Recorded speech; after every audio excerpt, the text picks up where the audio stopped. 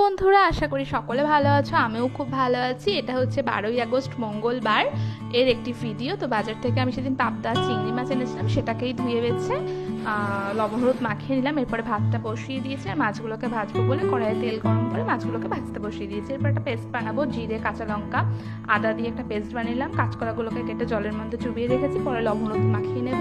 আলুগুলোকেও লম্বা লম্বা করে কেটেছি, যেহেতু পাবদা মাছগুলো লম্বা লম্বা, তো গোল গোল করে আলু দিলে একটুকুও ভালো লাগবে না আমার মনে হয়, লম্বা লম্বা করে কেটে নিয়েছি। এরপরে মাছগুলো ভাজা হয়ে গেলে কাঁচকলাগুলোকেও ভেজে তুলে নিলাম।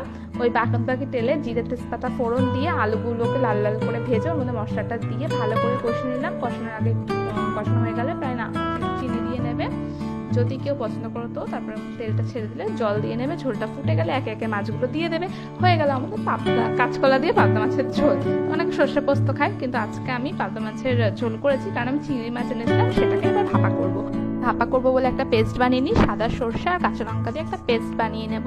এরপরে কড়াইয়ে কাঁচা সর্ষের তেল দিয়ে ওর মধ্যে পেস্টটা দিয়ে একটু নাড়িয়ে নেবো, একটু মিশিয়ে নেবো তেলের সাথে। তারপরে লবণ স্বাদ মতন, একটু হলুদ দেবো, দিয়ে আগের থেকে চিংড়ি মাছগুলোকে আমি লবণ হলুদ মাখিয়ে নিয়েছিলাম, যেন লবণটা অবশ্যই বুঝে শুনে দিও। এরপর দেখো পুরো মিশিয়ে এবার একটু গ্যাসটা ধরে দিয়ে একটু ফুটে যাবে, সঙ্গে সঙ্গে সিমে দিয়ে ঢাকা দিয়ে রেখে দেবো। তারপরে প্রায় 15-20 মিনিট মতন আমি ঢাকা দিয়ে রেখে দেবে। এরপরে এমনি কাঁচা লঙ্কা আমি দিয়েছি নামানোর আগে।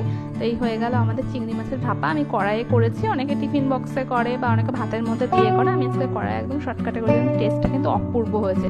তো থালিটা তোমরা সকলেই দেখতে পাচ্ছ, কেমন হয়েছে ভিডিওটা জানাবে, আর ভালো লাগলে একটা লাইক কমেন্ট শেয়ার করবে। সকলে ভালো থেকো, আবার দেখা হবে নতুন একটা ভিডিওর সাথে।